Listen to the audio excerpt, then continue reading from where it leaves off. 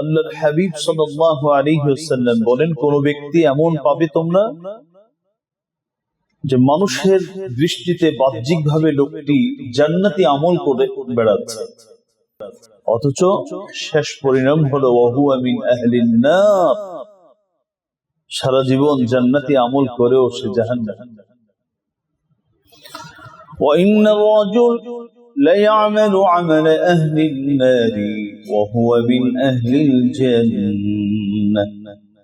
আবার কোন কোন ব্যক্তি সারা জীবন মানুষের দৃষ্টিতে মনে হচ্ছে ও জাহান্নামী হবে, অথচ তার শেষ পরিণাম হলো সে জান্নাতীদের শামিল হয়ে যাবে। মানুষের অগোচরে এমন কোন অপরাধ করছি এটা মানুষ জানে না, কিন্তু আল্লাহ রাব্বুল আলামিন তো জানেন। তিনি তো আলিমুম বিযাতিস সুদূর, তিনি তো অন্তরের খবর জানেন। তিনি তো আলিমুল গায়বি ওয়াশ শাহাদা, প্রকাশ্য গোপন সবকিছু তিনি জানেন। তার কাছ থেকে তো লুকাবার কিছু নেই।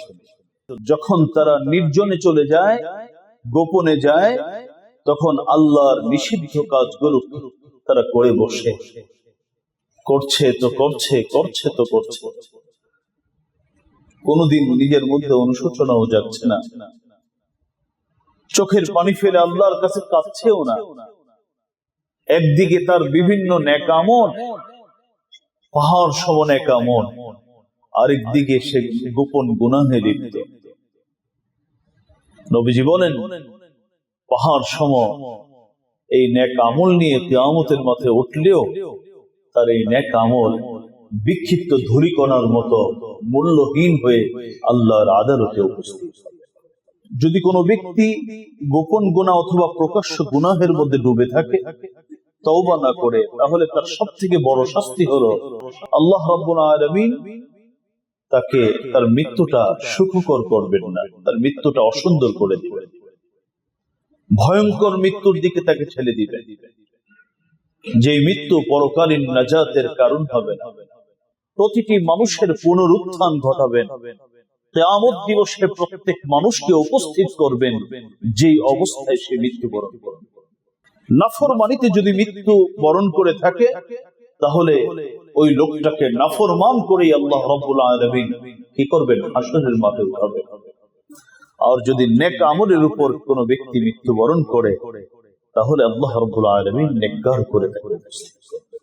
আমি নবীজির সুন্নাহ গ্রহণ করেছি মানুষকে ধোঁকা দেওয়ার জন্য,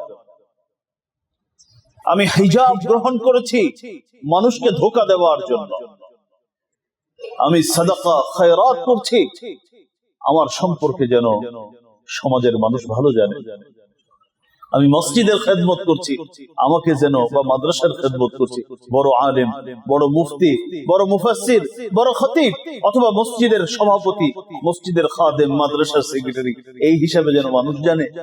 ভিতরে তার গোপন গুনাহ লালন করছিল সে, পৃথিবীর কেউ জানতো না, আমার আল্লাহ তো জানতেন।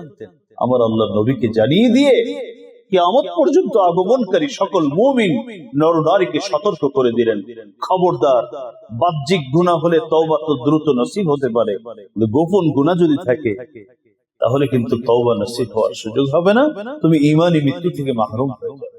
আমরা কত সময় যার তার বিষয়ে, একজন সাধারণ মানুষ, ব্যবসায়ী মানুষ, আলেম মানুষ, ইমাম বা অন্য কেউ তার বিষয়ে এমন কথা বলছে, আসলে আমার কাছে এই বিষয়ে কিছু নাই। এই অপরাধের মধ্যে যদি আমি ডুবে থাকি, আমার শেষ পরিণাম ভালো হওয়ার মোটেও সম্ভাবনা নেই। বিশ্ব নবী, মানবতার নবী, পৃথিবীর সবথেকে ভালো চরিত্রের অধিকারী মুহাম্মদুর রাসূলুল্লাহ সাল্লাল্লাহু আলাইহি ওয়াসাল্লাম, প্রতিদিন যার কোনো গুনাহ নেই, যিনি নিষ্পাপ, কুরআনুল কারীমের সূরাতুল ফাতহ খুলে দেখুন 26 নম্বর পারা, আল্লাহ বলেছেন, লিয়াগফিরা লাকাল্লাহু মা তাকদ্দামা মিন যামবিকা ওয়া মা তাআখার। গুনাহ তো নাই, যদি কখনো হয় সেটাও আমি অগ্রিম ক্ষমা করে দিলাম। আমি আপনি মৃত্যুর দিন পর্যন্ত বলি, রব্বানা যালামনা আনফুসানা ওয়া ইন লাম তাগফির লানা ওয়া তারহামনা লানাকুনান্না মিনাল খাসিরিন। আর আমার নবীর শানে আমার আল্লাহ কোরআনের আয়াত নাযিল করে বললেন, আপনার কোনো গুনাহ থাকতে পারে না, আমি অগ্রিম ক্ষমা করার ঘোষণা দিলাম। সেই নবী প্রতিদিন দিনে 100 বার, কমপক্ষে 100 বার আল্লাহর কাছে ক্ষমা চাই। আচ্ছা, আপনারা হিসাব করে বলুন তো, আমাদের মতো যারা আছে ডিজিটাল মুসলিম, আমাদের দিনে কি পরিমাণ তওবা ইস্তেগফার করা দরকার? কি পরিমাণ? আমার নবী যদি 100 বার আল্লাহর কাছে কাঁদে, তাহলে আপনার আমার কি পরিমাণ? কত লক্ষ বার। আমার তো মনে হয় খাওয়ার সময় পাওয়ার কথা না, ঘুমানোর সময় পাওয়ার কথা না, এভাবে করে আমার চোখের পানি ফেলা দরকার প্রতিদিন। কারণ আমার আপনার জীবন তো গুনাহের পাহাড়ের নিচে পড়ে আছে। মুহতারাম হাজিরিন, আখিরাতের গুনাহের শাস্তি তো অপেক্ষা করছে। ওখান থেকেও যদি বাঁচতে চাই, অথবা আমাদের জীবন যে আজকে সবকিছুর পরেও অশান্তি, সবকিছুর পরে এত বিপদ, এত সমস্যা, পারিবারিক, ব্যক্তিগত, প্রাতিষ্ঠানিক, সামাজিক, রাষ্ট্রীয়, এগুলোর পিছনে আমাদের গুনাহই দায়ী। যেটা কোরআন বলছে, আমি বিস্তারিত আপনাদেরকে বলেছি, হাদিস বলছে, যদি ওগুলো থেকে বেঁচে আসতে হয়, ভালো থাকতে হয়, আর ওই সমস্যাগুলো যদি কাটাতে হয়, আল্লাহর মুখী হওয়া ছাড়া আমাদের বিকল্প কোনো পথ নেই। আল্লাহ রাব্বুল আলামিনের অবাধ্যতা, আল্লাহ রাব্বুল আলামিনের নাফরমানির পরকালীন শাস্তি তো অবধারিত আছেই। পরকালীন শাস্তির পাশাপাশি প্রতিটি অপরাধের, প্রতিটি নাফরমানির, পাপাচারের একটা পার্থিব শাস্তিও আছে। গুনাহের পার্থিব শাস্তি কি, এই বিষয়ে আমি আপনাদের খেদমতে প্রায় 4 জুমা আলোচনা করেছি। আজ এই বিষয়ের সর্বশেষ জুমা, গুনাহের পার্থিব শাস্তি সমূহ। মানুষ যদি কোনো গুনাহ করে, নাফরমানি করে, আল্লাহ রাব্বুল আলামিনের অবাধ্যতায় লিপ্ত হয়, আর যদি সে তওবার মাধ্যমে আল্লাহর কাছ থেকে ক্ষমা না নেয়, বরং সে পাপাচারে ডুবে থাকে, তো আল্লাহ রাব্বুল আলামিন তাকে পরকালীন শাস্তির আগেই দুনিয়াতে বিভিন্ন শাস্তির সম্মুখীন করে থাকেন। সব থেকে বড় শাস্তি যেটা, সব থেকে ভয়ঙ্কর শাস্তি যেটা, সেটা হলো আল্লাহ রাব্বুল আলামিন তার জীবনে হাজারো ভালো কাজ থাকা সত্ত্বেও তার মৃত্যুটা বড় ভয়ঙ্কর, যেটাকে আমরা খারাপ মৃত্যু বলে থাকি। এমনও সম্ভাবনা আছে যে আল্লাহ রাব্বুল আলামিন তাকে ঈমান পর্যন্ত নসিব করবেন না, তাকে ভয়ঙ্কর মৃত্যুর দিকে ঠেলে দিবেন। যে মৃত্যুটা সুখকর হবে না, শুভ হবে না, যে মৃত্যু পরকালীন নাজাতের জন্য সহায়ক হবে না। এটা হলো গুনাহের পার্থিব শাস্তি সমূহের মধ্যে সব থেকে ভয়ঙ্কর শাস্তি।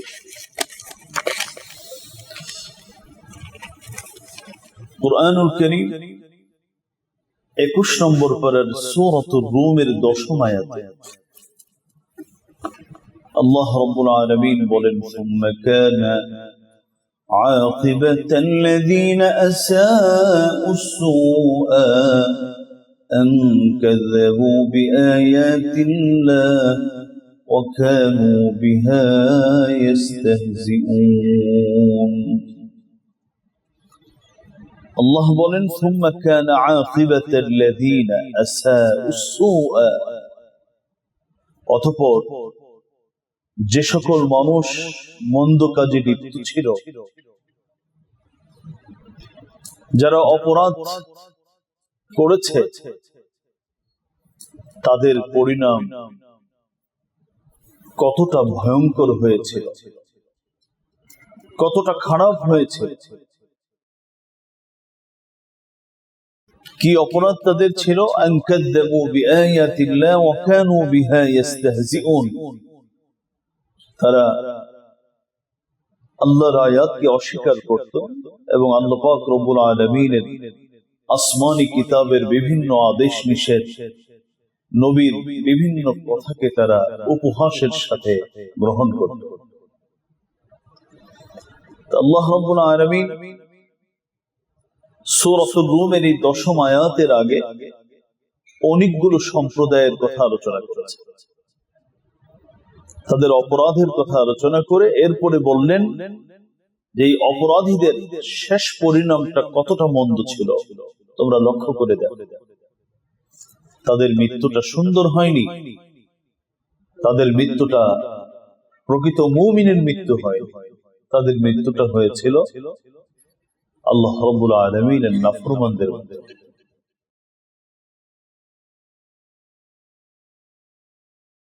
সহিহ মুসলিম শরীফের এক হাদিসে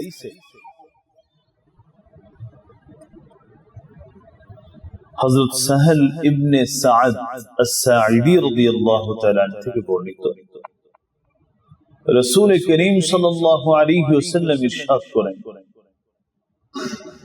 ইন্না রাজুল লা ইয়ামালু আমালা আহলিল জান্নাহ ওয়া হুয়া মিন আহলিন নার ওয়া ইন্না রাজুল লা ইয়ামালু আমালা আহলিন নার ওয়া হুয়া মিন আহলিল জান্নাহ। আল্লাহর রাসূল বলেন, কোন কোন মানুষ আছে যারা মানুষের দৃষ্টিতে জান্নাতি আমল করছে, অথচ লোকটার শেষ পরিণাম হলো সে জাহান্নামী। হাদিসটা ভালো করে মনোযোগ দিয়ে শুনুন। আল্লাহর হাবিব সাল্লাল্লাহু আলাইহি ওয়াসাল্লাম বলেন, কোন ব্যক্তি এমন পাবে তোমরা যে মানুষের দৃষ্টিতে বাহ্যিকভাবে লোকটি জান্নাতি আমল করে বেড়াচ্ছে, অনেক ভালো কাজ মানুষের চোখে, অথচ শেষ পরিণাম হলো ওয়া হুয়া মিন আহলিন নার, সারা জীবন জান্নাতি আমল করেও সে জাহান্নামী। ওয়া ইন্নার রাজুল লা ইয়ামালু আমালা আহলিন নার ওয়া হুয়া মিন আহলিল জান্নাহ। আবার কোন কোন ব্যক্তি সারা জীবন মানুষের দৃষ্টিতে মনে হচ্ছে ও জাহান্নামী হবে, অথচ তার শেষ পরিণাম হলো সে জান্নাতীদের শামিল হয়ে যাবে। সহিহ মুসলিম শরীফের হাদিস। আমার আপনার দৃষ্টিতে এই লোকের নামাজ, তার তাসবিহাত, তার সূরত, তার আকৃতি, তার আচরণ, তার বিভিন্ন সাদাকা, কল্যাণমূলক কাজ আমি আপনি তার মধ্যে দেখতে পাচ্ছি, অথচ সে কোনো গুনাহের মধ্যে লিপ্ত। হতে পারে সে কোনো গুনাহ, গোপন গুনাহে লিপ্ত, যেই গুনাহের কথা তার স্বামী জানে না, স্ত্রী জানে না, ভাই জানে না, বোন জানে না, সন্তান জানে না, বাবা মা জানে না। মানুষ তো তার ভালো কাজ দেখে দেখে মন্তব্য করে লোকটা জান্নাতি মানুষ। আল্লাহর নবী বলেন, লোকটা আসলে জান্নাতি নয়, ও জাহান্নামী। আবার এমনও কিছু মানুষ সমাজে বিচরণ করে থাকেন যাদের ভুল ত্রুটি দেখে যে সকল মানুষের একটু ভালো কাজ রয়েছে, ভালো আমল করে, তারা উপহাস করে, তাদেরকে নিয়ে বিদ্রূপ করে, মনে করে এই লোকটা জাহান্নামী। অথচ দিন শেষে আল্লাহর হাবিব সাল্লাল্লাহু আলাইহি ওয়াসাল্লাম বলেন, এই লোকটা হলো জান্নাতি। কারণ তার বাহ্যিক ভুল ত্রুটি মানুষের সামনে পড়ছে, এই জন্য মানুষ ধারণা করছে লোকটি জাহান্নামী, অথচ লোকটি আল্লাহর কাছে এমন ভাবে ক্রন্দন করেছে, নিজের ত্রুটি বিচ্যুতির জন্য অনুশোচনা এমন ভাবে প্রকাশ করেছে, আল্লাহ রাব্বুল আলামিন একদিনের তওবায় 70 বছরের জিন্দেগীর গুনাহ মাফ করে দিয়েছেন। এবার লোকটি আল্লাহর কাছে জান্নাতি হয়ে এরপরে আল্লাহ রাব্বুল আলামিনের সাথে সাক্ষাৎ পেল।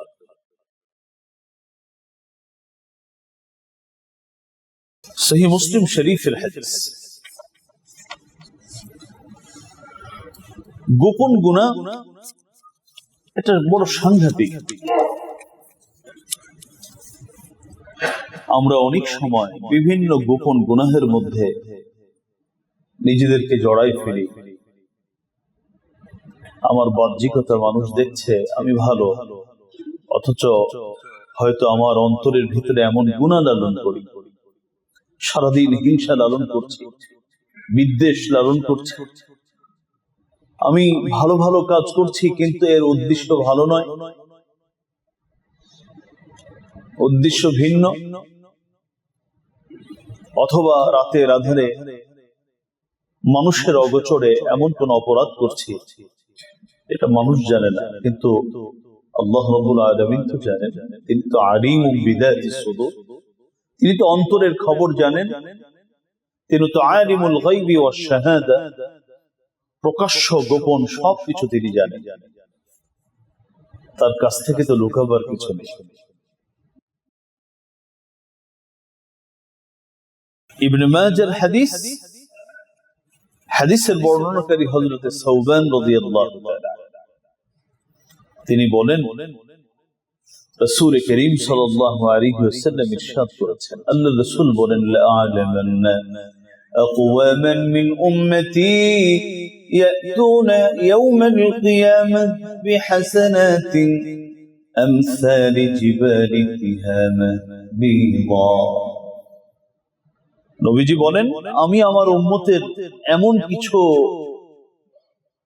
উম্মত সম্পর্কে জানি যারা কিয়ামত দিবসে তিহামা নামক পাহাড়ের মতো, অর্থাৎ বিশাল পরিমাণ নেক আমল নিয়ে আল্লাহর সামনে উপস্থিত হবে। ফায়াজআলুহা আল্লাহু আযযা ওয়া জাল্লা হাবাআন মানসুরা।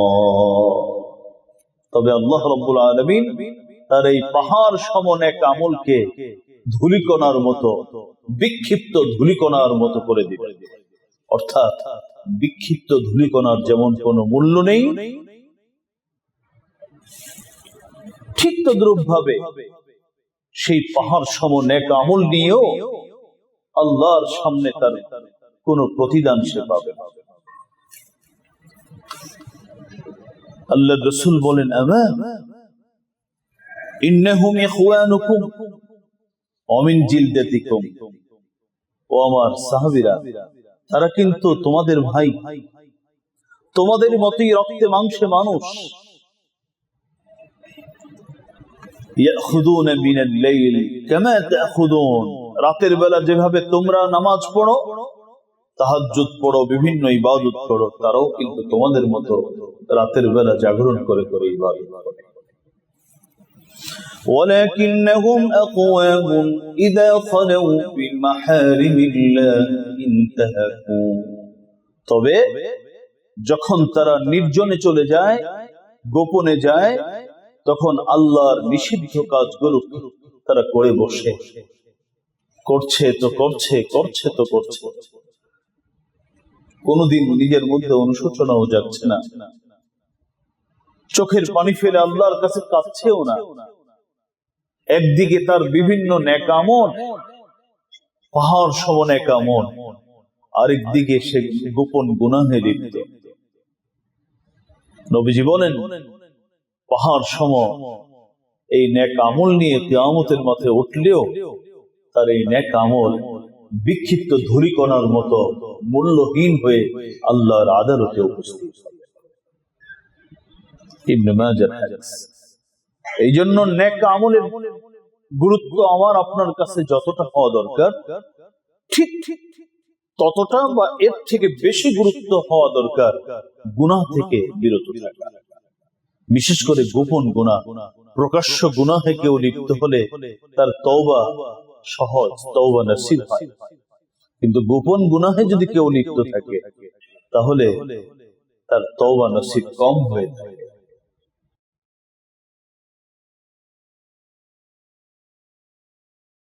মুহতারাম হাজিরিন,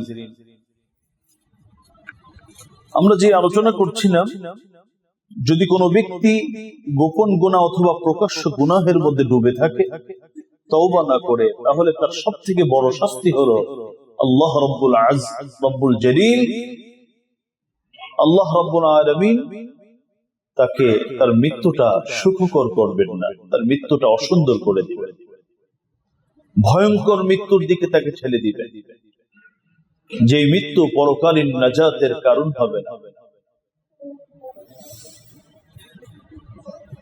কারণ বান্দা যদি যেই আমল নিয়ে বান্দা মৃত্যুবরণ করবে, যেই অবস্থায় তার হাসর ওই অবস্থায়। কেউ যদি নেক আমলের উপর মৃত্যুবরণ করে তার হাসর নেক আমলের উপরই হবে, তাকে নেককার হিসেবে গণনা করবে। হযরত জাবের রাদিয়াল্লাহু তাআলা থেকে বর্ণিত হাদিস, হযরত জাবের বলেন, سمعت النبي صلى الله عليه وسلم يقول, আমি নিজে রাসূল করিম সাল্লাল্লাহু আলাইহি ওয়াসাল্লামকে বলতে শুনেছি, আমার নবী বলেছেন, ইউবাসু কুল্লু আবদিন আলা মা মাতা আলাইহি, আল্লাহ রাব্বুল আলামিন প্রতিটি মানুষের পুনরুত্থান ঘটাবেন, কিয়ামত দিবসে প্রত্যেক মানুষকে উপস্থিত করবেন যে অবস্থায় সে মৃত্যুবরণ করবে। নাফরমানিতে যদি মৃত্যু বরণ করে থাকে তাহলে ওই লোকটাকে নাফরমান করেই আল্লাহ রাব্বুল আলামিন কি করবেন? হাসরের মাঠে উঠাবেন। আর যদি নেক আমলের উপর কোন ব্যক্তি মৃত্যুবরণ করে তাহলে আল্লাহ রাব্বুল আলামিন নেককার করে থাকবেন। সহিহ মুসলিম শরীফের হাদিস। হযরত আবু আইনাবা রাদিয়াল্লাহু তাআলা থেকে বর্ণিত এক হাদিসে রাসূল বলেছেন, আল্লাহ যদি কারো কল্যাণ চান, ইযা আরাদাল্লাহু আযজা ওয়া জাল বিআবদিন খায়রান, আল্লাহ যদি কারো কল্যাণ চান, ইফতাহুল্লাহু আযজা ওয়া জাল লাহু আমালান সালিহা ক্বাবলা মাউতিহি, মৃত্যুর আগে তাকে দিয়ে অনেক ভালো কাজ করায়। আল্লাহ যদি কারো কল্যাণ চায় তো তাকে হেদায়েত নসিব করে, ও আল্লাহর কাছে কান্না করে জীবনের শেষ মুহূর্তে, আল্লাহ কি করলাম জীবনটা, যেদিকে তাকাই শুধু ভুল করেছি, অন্যায় করেছি, তুমি স্যার আমার তো কোনো যাওয়ার জায়গা নেই, একমাত্র আশ্রয়ের জায়গা থেকে জীবনের শেষ মুহূর্তে এইভাবে করে ভালো কাজ তওবা করছে, বিভিন্ন ইবাদত করছে। আল্লাহ রাসূল সাল্লাল্লাহু আলাইহি ওয়াসাল্লাম বলেন, আল্লাহ যদি কারো কল্যাণ চায় তাহলে মৃত্যুর আগে তাকে দিয়ে ভালো কাজ সম্পাদন করা, সুম্মা ইয়াকবিযুহু আলাইহি, এরপর তার মৃত্যুটা হয় সেই ভালো কাজের উপর, অর্থাৎ তাকে আল্লাহ ঈমানে মৃত্যু নসিব করে। এই জন্য কোন মানুষের জীবনের শেষ দিক যদি ভালো হয়ে যায়, তার অতীত নিয়ে আমাদের সমালোচনা করার কোনো প্রয়োজন নেই, তার অতীত নিয়ে পড়ে থাকার কোনো প্রয়োজন নেই। হ্যাঁ, এক সময় সে হাজারো অপরাধের মধ্যে ডুবেছিল, কিন্তু আল্লাহ তার শেষ সময়গুলোকে ভালো করে দিয়েছেন। আশা করা যায় আল্লাহ রাব্বুল আলামিন তার কল্যাণ চেয়েছেন, আল্লাহ তাকে নেককার করেই কিয়ামতের ময়দানে উঠাবেন। আর যদি বিপরীতটা হয় তাহলে বড় ভয়ঙ্কর বিষয়। এক সময় লোকটি তাকবীরে উলা ছাড়া নামাজ পড়তো না, হালাল হারাম পরিপূর্ণ বিচার বিশ্লেষণ করে চলত, কিন্তু জীবনের শেষের দিকে ভুল পথে সে পা বাড়াতে শুরু করেছে। এটা বড় ভয়ঙ্কর যে আল্লাহ রাব্বুল আলামিন হয়তো তাকে ঈমানে মৃত্যু নসিব করবেন। মুহতারাম হাজিরিন, গুনাহ নাফরমানিতে যদি কোনো মুমিন লিপ্ত হয়, তওবা না করে, হাজারো নেক আমল থাকা সত্ত্বেও ওই লোকটি আল্লাহ রাব্বুল আলামিনের কাছে খাতিমা বিল খায়র, শেষ ভালো যেটা, অর্থাৎ ঈমানি মৃত্যু থেকে বঞ্চিত হয়ে যায়। আমি কয়েকটি দৃষ্টান্ত শুধু আপনাদের খেদমতে পেশ করব। সর্বপ্রথম দৃষ্টান্ত বুখারী এবং মুসলিম শরীফের হাদিস, বড় হাদিস, পুরোটার আরবি বলতে গেলে সময় শেষ হয়ে যাবে। হাদিসের বর্ণনাকারী হযরত সাহেল ইবনে সাদ আস-সাঈদী রাদিয়াল্লাহু তাআলা, তিনি বলেন, রাসূল করিম সাল্লাল্লাহু আলাইহি ওয়াসাল্লাম এবং মুসলমানগণ কিছু মুশরিকদের সাথে একটি যুদ্ধে, সম্মুখ যুদ্ধে যুদ্ধ শুরু করল। তাফসীরের কিতাবে আসছে সেই যুদ্ধটা ছিল উহুদের যুদ্ধ। মুশরিকদের সাথে সম্মুখ যুদ্ধে, সামনাসামনি যুদ্ধ শুরু করল। فكان في أصحاب رسول الله صلى الله عليه وسلم رجل لا يدع لهم شاذة ولا فذة। নবীর সাহাবীদের মধ্যে একজন সাহাবী অত্যন্ত বীরত্বের সাথে, বীর বিক্রমের সাথে যুদ্ধ শুরু করল। অমুসলিম যেটারে পায়, একটা দুইটা যেটারে পায়, সবগুলোকে জাহান্নামে পাঠায়। সাহাবায়ে কেরাম তার এই বীরত্বপূর্ণ ভূমিকা দেখে একে অপরের সাথে বলতে শুরু করলো, মা আজজা মিন্না আল-ইয়াওম আহাদুন কামা আজজা ফুলান। হায়রে, আজ অমুক ব্যক্তি তার যে ভূমিকা দেখাচ্ছে, ভূমিকা রাখছে, এর মতো ভূমিকা তো আমাদের মধ্যে আর কেউ রাখতে পারছে না। তার মানে হলো আজকে লোকটি যে ভূমিকা রাখছে, এই ভূমিকার পরিণতি জান্নাত। রাসূল করিম সাল্লাল্লাহু আলাইহি ওয়াসাল্লাম সাহাবীদের এই কথোপকথন শুনে ফেললেন। এখনো কিন্তু যুদ্ধ চলছে।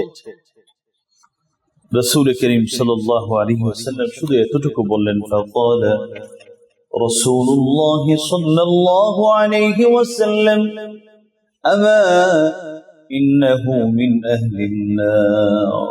ও আমার সাহাবীরা, তার এই ভালো কাজ দেখে তোমরা তাকে জান্নাতি মনে করছো? তার সম্পর্কে আমি একটি সংবাদ দিচ্ছি, একটি দুঃসংবাদ, সেটি হলো এই লোকটি জাহান্নামী। সাহাবায়ে কেরাম বড় অবাক হয়ে গেলেন, বলে কি? উহুদ যুদ্ধের মতো যুদ্ধে যেদিন মুসলমানদের প্রথম সাময়িক বিজয় আসার পরে আবার কিছুটা পরাজয়ের দিকে ধাবিত হয়েছিলেন, সব থেকে বীরত্বের সাথে যিনি যুদ্ধ করলেন ইসলামের পক্ষে, নবীর পক্ষে, এই লোকটা আবার জাহান্নামী হয় কেমন? আমার নবী তো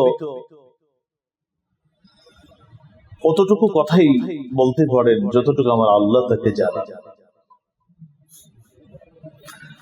মা ইয়ানতিকু আনিল হাওয়া ইন হুয়া ইল্লা ওয়াহয়ুন ইউহা। নবী নিজের কাছ থেকে, নিজের পক্ষ থেকে কিছু বলেন না, অতটুকু বলেন দ্বীন ধর্ম সম্পর্কে যতটুকু আমার আল্লাহ ওহী হিসাবে আমার নবীর কাছে পাঠান। তো নবী একজন মানুষকে জাহান্নামী বলে দিলেন নিজের পক্ষ থেকে নয়, আল্লাহ রাব্বুল আলামিন তার শেষ পরিণামের কথা নবীকে জানালেন। কিয়ামত পর্যন্ত আগমনকারী সকল মুমিন যেন এই বিষয়ে সতর্ক হয়ে যায়। নবী বললেন লোকটি জাহান্নামী হবে। সাহাবায়ে কেরাম বড় অবাক হলেন, বললেন বলে কি? এত ভালো আমল করার পর আবার জাহান্নামী হয় কেমন? فجرح الرجل جرحا شديدا فاستعجل الموت। কিছুক্ষণ পরেই দেখা গেল সে গুরুতর আহত হয়ে গেল। অমুসলিমদের আঘাতে সে গুরুতর আহত। এক পর্যায়ে বীর বিক্রম মানুষ তো, যখন আক্রান্ত হলো, আহত হলো, তখন সে মৃত্যু কামনা শুরু করল। এত কষ্ট আর সহ্য হয় না।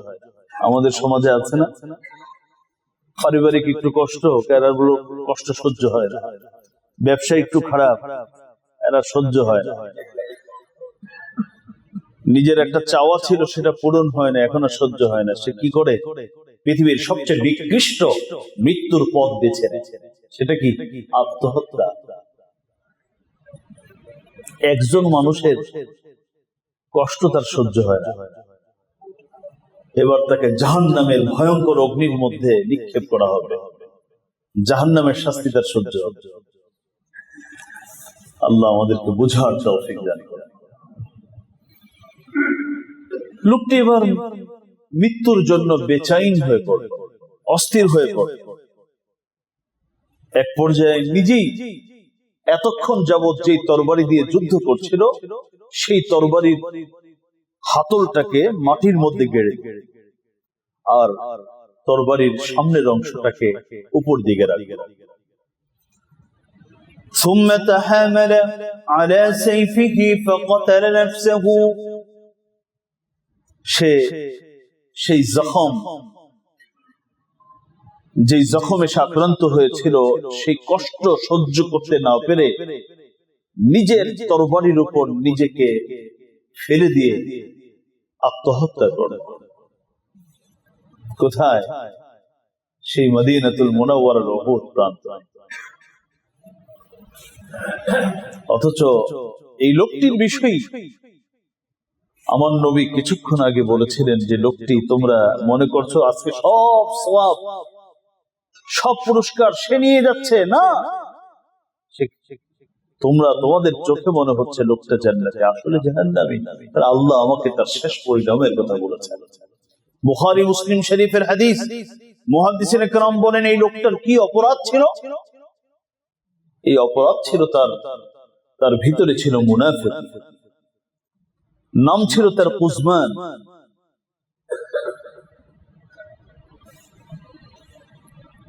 যুদ্ধের সময় এক সাহাবী তাকে প্রশ্ন করলেন, বললেন, আবশির ইয়া কুজমান, সুসংবাদ গ্রহণ করো, আজকে তোমার সব সওয়াব তুমি পাবা। ও বলল, কেন? এই যে এত সুন্দরভাবে যুদ্ধ করছো। সে জবাবে বলল, ফাওয়াল্লাহি মা কাতালতু ইল্লা আন আহসাব কওমি, আল্লাহর কসম, আমি যে যুদ্ধ করছি এই যুদ্ধের উদ্দেশ্যটা ভালো না, আমি যুদ্ধ করছি আমার বংশের মর্যাদা রক্ষা করার জন্য। নাউযু বিল্লাহি মিন যালিক। অর্থাৎ আমার নিয়ত কি নয়, পরিশুদ্ধ নয়, আমার নামাজের নিয়ত সঠিক নয়। আমি নবীজির সুন্নাহ গ্রহণ করেছি মানুষকে ধোঁকা দেওয়ার জন্য,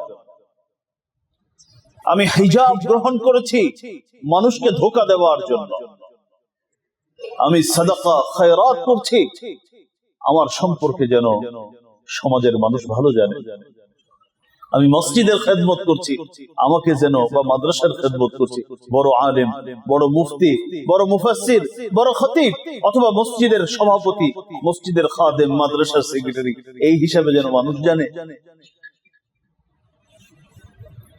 যদি নিয়ত এমনই থাকে তাহলে শেষ পরিণাম ভালো হওয়ার লক্ষণ কম। কারণ এই হাদিসে আল্লাহর হাবিব সাল্লাল্লাহু আলাইহি ওয়াসাল্লাম বুখারী মুসলিম শরীফের এই হাদিসে পরিষ্কার করে বলে দিলেন যে লোকটির নিয়ত পরিশুদ্ধ না থাকার কারণে নেক আমল হাজারো করার পরেও আল্লাহ রাব্বুল আলামিন তার শেষটাকে ভালো করেননি। আল্লাহ তাকে ঈমানদারের মৃত্যু নসিব করেননি, বরং বেঈমানের মৃত্যু তাকে নসিব করেছেন। এটা হলো গোপন গুনাহ, ভিতরে তার গোপন গুনাহ লালন করছিল সে, পৃথিবীর কেউ জানতো না, আমার আল্লাহ তো জানতেন।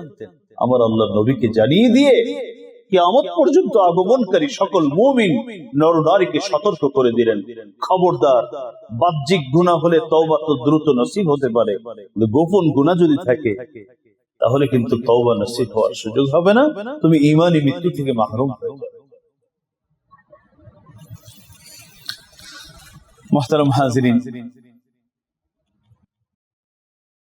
তাফসীর তাওয়ারী সহ বিভিন্ন কিতাবের মধ্যে এসেছে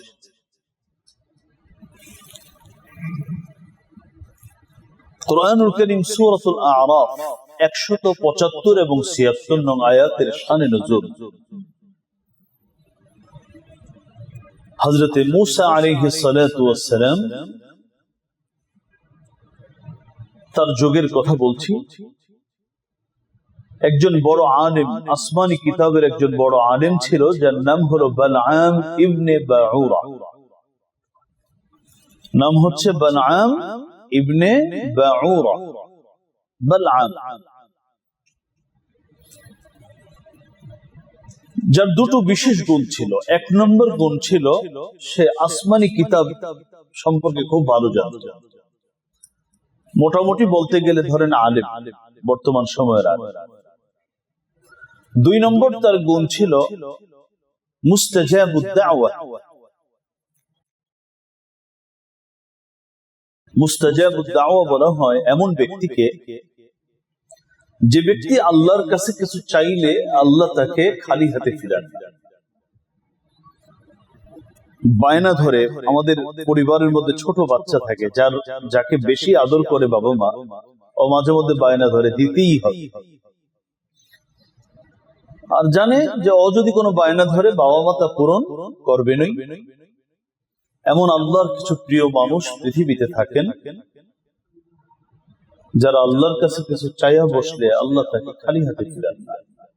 একে হাদিসের ভাষায় বলা হয় মুস্তাজাবুদ দাওয়া। তো বালআম ইবনে বাউরা সে একদিকে বড় আলেম, অপরদিকে মুস্তাজাবুদ দাওয়া, তার দোয়া কবুল। হযরত মূসা আলাইহিস সালাতু ওয়াস সালাম এবং তার সম্প্রদায় বনি ইসরাঈল, তারা বালআম ইবনে বাউরার সম্প্রদায়ের সামনে গেল। ওরা বিভিন্ন পাপাচারে লিপ্ত ছিল, কিন্তু বালআম ইবনে বাউরা পাপাচারে লিপ্ত ছিল না। হযরত মূসা আলাইহিস সালাতু ওয়াস সালাম এবং বনি ইসরাঈলকে দেখে ভয় পেয়ে গেল।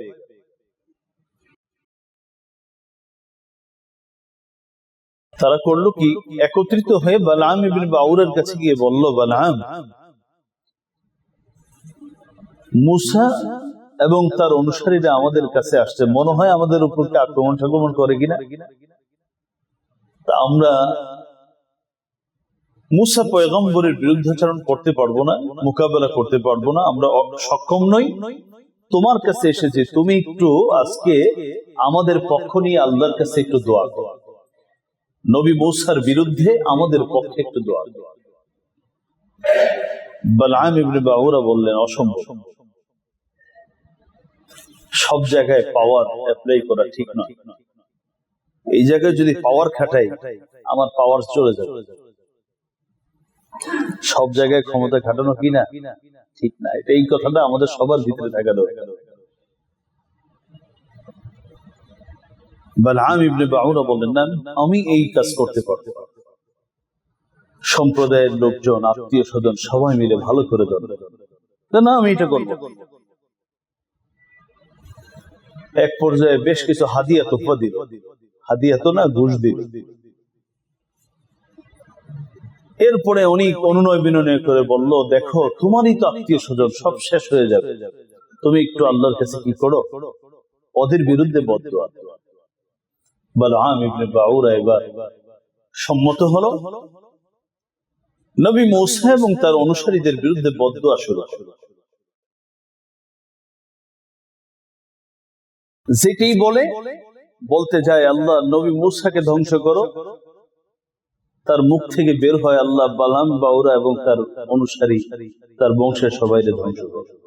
অর্থাৎ যেটা বলতে যায় উল্টাটা মুখ থেকে বের হয়। এই গাধা কখনো ফিরে আসলো না, এরপরও আবার বদদোয়া শুরু করলো। এক পর্যায়ে কোরআন বলছে যে তার মুখ থেকে কুকুরের জিহ্বা যেভাবে বের হয়ে থাকে, আল্লাহ রাব্বুল আলামিন যার জিহ্বাটা ছিল বড় দামি পবিত্র, চাইলেই আল্লাহ কবুল করে, সেই নিয়ামত ছিনিয়ে নিলেন এবং তাকে কুকুরের মতো করে তার জিহ্বাটা বের করে দিলেন। এবার জিহ্বা বের হয়ে থাকে আর কথা বলতে পারে।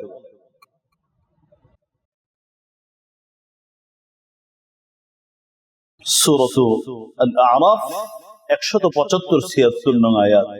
আমি বিস্তারিত বলতে পারবো না, শুধু এতটুকু বলে আল্লাহ বলেন, ওয়াতলু আলাইহিম নাবা'আল্লাযী আতাইনাহু আয়াতিনা ফানসালাখা মিনহা ফাআতবা'াহু আশ-শাইতানু ফাকানা মিনাল গাওয়িন ওয়ালাউ শি'না লারাফা'নাহু বিহা ولكنه أخلد إلى الأرض واتبع هواه فمثله كمثل الكلب। হে নবী, ওয়াতলু, আপনি বর্ণনা করুন নাবাআল্লাযী আতাইনাহু আয়াতিনা, ওই ব্যক্তির জীবন বৃত্তান্ত যাকে আমি আমার আয়াত দান করেছিলাম, বড় আলেম যাকে বানিয়েছি। ফানসালাখ মিনহা, কিন্তু সে সেই পথ থেকে সম্পূর্ণ বেরিয়ে আসে। ফাতবাহু শাইতান, শয়তান তার উপর সওয়ার হলো। ফাকানা মিনাল গাবিন, সে পথভ্রষ্ট হয়ে গেল। ওয়ালাউ শি'না লারাফা'নাহু বিহা ওয়ালাকিন্নাহু আখলাদা ইলাল আরদি ওয়াত্তাবা'a হাওয়া, আমি যদি চাইতাম, ওয়ালাউ শি'না লারাফা'নাহু বিহা, আমি তার এই জ্ঞান থেকে, তার এই মুস্তাজাবুদ দাওয়া, দোয়া কবুলের যে যোগ্যতা আমি দিয়েছিলাম, এর মাধ্যমে আমি তার মর্যাদা আরো বাড়াতে পারতাম। কিন্তু সে দুনিয়ার লোভ লালসার দিকে ঝুঁকে পড়ল। ফাত্তাবা হাওয়া, নিজের কুপ্রবৃত্তির অনুসরণ শুরু করল। আল্লাহ বলেন তার উদাহরণ হলো কুকুরের মতো। কুকুর যেভাবে জিহ্বা বের করে দেয়, ইন তাহমিল আলাইহি ইয়ালহাস আও তাতরুকহু ইয়ালহাস, তারা করলেও জিহ্বা বের করে, পিছন থেকে দৌড়াইলে স্বাভাবিকভাবে জিহ্বা বের করে করে হাঁটে। ওকে আমি সেই জায়গায় নিয়ে গেলাম, আমি সব নিয়ামত ছিনিয়ে নিলাম। হাজার নেক আমল থাকার পরেও এই গুনাহের মধ্যে যখন সে অনবরত করছিল, আল্লাহ রাব্বুল আলামিন সব নিয়ামত ছিনিয়ে নিলেন। ঈমান ছাড়া, ঈমানহীন অবস্থায় আল্লাহ রাব্বুল আলামিন তাকে মৃত্যু দিলেন এবং তাকে কুকুরের সাথে তুলনা করলেন। সূরাতুল আরাফের 175-76 নং আয়াতে এই কথাই আল্লাহ রাব্বুল আলামিন আমাদেরকে মেসেজ দিলেন। মুহতারাম হাজিরিন, গুনাহ যদি কোনো মুমিনের ভিতরে থাকে আর যদি এখান থেকে সে নিজেকে তওবা না করে, তাহলে তার শেষ পরিণাম যে খারাপ হয়। আরো দুটো উদাহরণ আপনাদের খেদমতে পেশ করতে চাই। এর মধ্যে প্রথমটি হলো, এখন যেটি বলছি, বুখারী, মুসলিম, মুসনাদে আহমদ সহ বিভিন্ন হাদিসের কিতাবে আসছে। অনেক বড় হাদিস, আমি সংক্ষেপে বাংলায় বলছি। হযরত আনাস ইবনে মালিক রাদিয়াল্লাহু তাআলা আনহু থেকে বর্ণিত, নাজ্জার গোত্রের এক ব্যক্তি প্রথমত অমুসলিম ছিল, খ্রিস্টান ছিল, পরবর্তীতে নবীর হাতে হাত রেখে ইসলাম কবুল করেছে। ইসলাম কবুল করেই কুরআনুল কারীমের 114টি সূরার সবথেকে বড় দুটি সূরা, সূরাতুল বাকারা এবং সূরাত আলে ইমরান সে মুখস্থ করে ফেলেছে। লোকটি শিক্ষিত ছিল। তো নবীজি তার এই মেধা, তার শিক্ষা আর বিশেষ করে কোরআন চর্চা দেখে খুব অনুপ্রাণিত হলেন। বললেন, তুমি আমার কাছে থাকো, তুমি আমার কিছু লেখালেখির কাজ করবা। কাতেবে ওয়াহি বানালেন যে তুমি আমার কিছু লেখালেখি করবে। নবীজি তাকে বলতেন, লেখো। আলিফ লাম মিম যালিকাল কিতাবু লা রাইবা ফীহি হুদাল লিল মুত্তাকিন, এভাবে লেখো। ও লিখতে গিয়ে বলতো, হে মুহাম্মদ সাল্লাল্লাহু আলাইহি ওয়াসাল্লাম, এখানে মনে হয় একটু বাড়ায় দিলে ভালো। নবী বললেন, আমি যা বলেছি সেটাই লেখো। লিখতো, আবার সামনে গিয়ে এক জায়গায় বলতো, এখানে মানে একটু কমালে ভালো। নবীজি বললেন, আমি যা বলি তাই লেখো। যখন দেখে ওর মতলব ভালো ছিল না, যখন দেখে সুবিধা করতে পারতেছে না, ও আবার আগের অবস্থায় ফিরে গেল। অর্থাৎ খ্রিস্টান ধর্ম থেকে এসেছিল, কিছুদিন তার ইসলাম প্রকাশ করেছিল, আসলে ঈমান ইসলামটা তার আসল ছিল না, এটা একটা মতলববাজির ঈমান ইসলাম ছিল। এবার খ্রিস্টানদের কাছে যখন ঘরের ছেলে ঘরে ফিরে গেছে, ওরা তো খুশিতে আত্মহারা। এবার সে গিয়ে আমার নবীর বিরুদ্ধে কথা বলতে শুরু করে। যা তা বলতে শুরু করলো, বলতে ছিল, যারে মুহাম্মদ কিচ্ছু জানে না, অত মূর্খ। নাউযু বিল্লাহি মিন যালিক। আমি যা বলতাম তাই, আমি যা লিখে দিতাম সেটাই বলতে পারত, আমার বাইরে কিছু জানে না।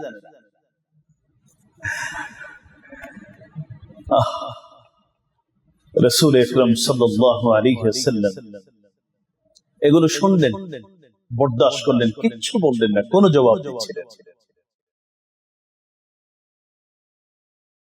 খ্রিস্টানরা নবীজির কাছে ওকে সামনে রেখে, ওকে পুঁজি করে নবীকে কষ্ট দিত। নবী কিছু বলতেন না, কিন্তু তার ধ্বংস নেমে আসলো খুব অল্প সময়ে। মৃত্যুর কোলে ঢলে পড়লো, তার মৃত্যু হলো, তাকে কবরস্থ করা। কবরস্থ করার পর বুখারী, মুসলিম, মুসনাদ আহমদ তিনটি হাদিসের কিতাবের মধ্যে হাদিসটি পাবেন। কবরস্থ করার পরে পরের দিন সকালে গিয়ে দেখে যে লাশ জমিন গ্রহণ করেনি, ফেলে দিয়েছে, উপরে ফেলে রেখেছে। ওরা বলল মুহাম্মদ এবং তার অনুসারীরা সম্ভবত বিদ্বেষমূলক লাশটাকে কবর থেকে উঠায় ফেলছে। দ্বিতীয় দিন তারা আবার কবর দিল। স্বাভাবিক কবর, কথার কথা 3 হাত 4 হাত নিচু করা হয়, সেদিন ধরেন 10-12 হাত করে। উদ্দেশ্য হলো আজকে যেন আর এই কাজ করতে না পারে। কিন্তু পরের দিন গিয়ে দেখে আজকেও লাশ কি হলো, জমিনের উপরে ফেলে দেওয়া আছে। তারা দ্বিতীয় দিনও বলল যে এই কাজ মুহাম্মদ এবং তার অনুসারীরা করেছে। তৃতীয় দিন তারা এমন ভাবে দাফন করলো যে সারা দিন ধরে তারা কবর খনন করলো এবং গভীর থেকে গভীর করলো, এত গভীর করলো যে এক রাত্রিতে ওই মাটি স্বাভাবিক প্রক্রিয়ায় যেন উঠানো না, এইভাবে করে দাফন করলো। কিন্তু পরের দিন সকালে গিয়ে দেখে তার লাশ মাটির ভিতরে নাই, মাটির বাইরে। এবার তারা বুঝতে পারলো যে এটা আসলে স্বাভাবিক নয়। আমার নবী তখন বললেন, ইন্নাল আরদা লাম তাকবালহু। নবীর বিরুদ্ধে এত বড় অপবাদ যে দিয়েছে, এরকম মানুষকে কবরের মাটিও গ্রহণ করতে পারে না। আমরা কত সময় যার তার বিষয়ে, একটা সতী নারী, একটা মেয়ে, হয়তো তার বাবার সাথে আমার ভালো সম্পর্ক নেই, ওর বিরুদ্ধে এমন কথা বলছি, ওর একটা সম্পর্ক সম্বন্ধ নষ্ট হয়ে গেছে। একজন সাধারণ মানুষ, ব্যবসায়ী মানুষ, আলেম মানুষ, ইমাম বা অন্য কেউ তার বিষয়ে এমন কথা বলছে, আসলে আমার কাছে এই বিষয়ে কিছু নাই।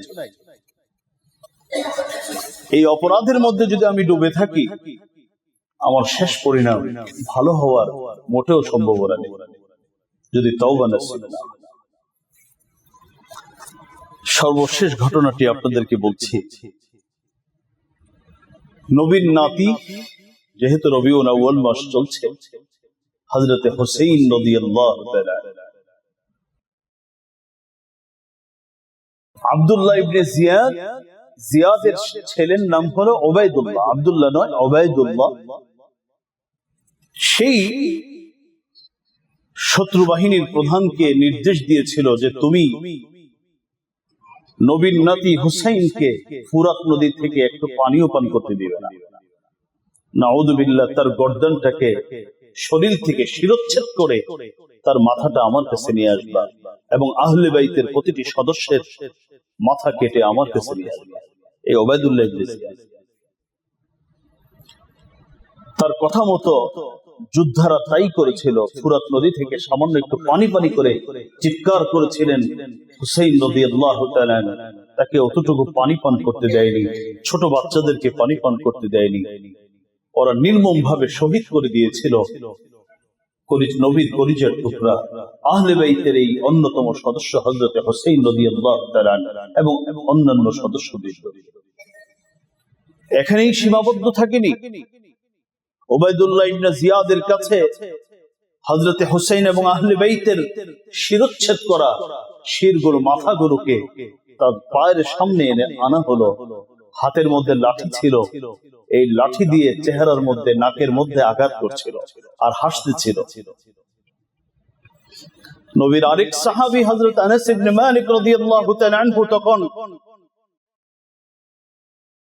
চিৎকার করে বলেছিলেন, খবরদার, কানা আশবাহুহুম বিরাসূলিল্লাহি সাল্লাল্লাহু আলাইহি ওয়াসাল্লাম, হে জঘন্য ব্যক্তি, তুমি এক তো হলো হত্যা করা হয়েছে, আর দ্বিতীয়ত হলো তুমি কোন চেহারার সাথে বিয়াদবি করছো জানো? এই চেহারাটাই নবীর চেহারার সাথে সব থেকে বেশি মিলত, হযরতে হোসেন রাদিয়াল্লাহু তাআলা আনহুর চেহারা। খবরদার এই বিয়াদবি করো না, পরিণাম খারাপ হবে। কিন্তু সে সেটাই করেছে। খুব বেশি সময় যায়নি, ৬৭ হিজরিতে খাজিরের একটি যুদ্ধ অনুষ্ঠিত হয়েছিল। ইব্রাহিম ইবনুল আশতার সেই যুদ্ধে ওবাইদুল্লাহ ইবনে জিয়াদের গর্দান কেটে ফেলে দিয়েছে। অর্থাৎ যে আগের কাজ করিয়েছিল তার জন্য একই পরিণাম। এই জালেমদের মাথাগুলোকে মসজিদের মধ্যে রাখা হয়েছিল সারিবদ্ধ করে। বড় আশ্চর্য বিষয়, সেখানে এমন দৃশ্যের অবতারণা হলো যেটা মানুষ কল্পনাও করেনি। একটা বিষাক্ত সাপ দূর থেকে আসে, সবার সামনে সাপ তাদের নাক দিয়ে প্রবেশ করলো, কিছুক্ষণ থাকে, বের হয়, আবার চেহারার মধ্যে গিয়ে আঘাত করে, আবার বের হয়, আবার নাকের মধ্যে ঢোকে, বের হয়, আঘাত করে। এগুলো তারা দেখতে পেল। পরবর্তীতে তখন তারা উপস্থিত যারা ছিলেন, বিশেষ করে তৎকালীন যিনি খলিফা ছিলেন, খলিফা বললেন এটাই হলো নবীর নাতি হযরতে হুসাইনের সাথে যে আচরণ তারা করেছিল, এদের সাথে আল্লাহ রাব্বুল আলামিন সেই আচরণ করিয়ে দিলেন।